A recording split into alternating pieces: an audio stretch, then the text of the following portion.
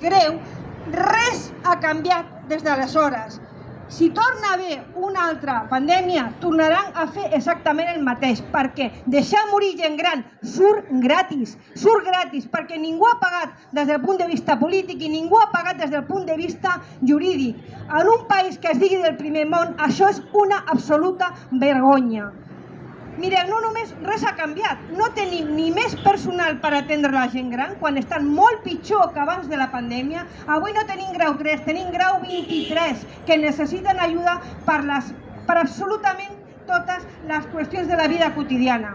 Tampoc s'han millorat les condicions dels treballadors, que tenen una feina absolutament d'explotació, perquè han d'atendre 15, 18, 12 persones, un sol gericultor amb un sou d'absoluta misèria. Per tant, tenim treballadors explotats i residents maltractats.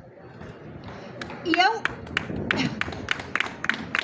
una privatització dins de les residències que supera el 93% del total de places, perquè la Generalitat només té 16 residències en gestió directa i d'aquestes, quan pugui, també les privatitzarà. I està tothom, tots els fons d'inversió que han vingut a fer negoci amb la vivenda, amb la sanitat i també a les residències. Per què és molt fàcil fer negoci? Perquè no hi ha control, no hi ha inspeccions, fan el que volen. Aquesta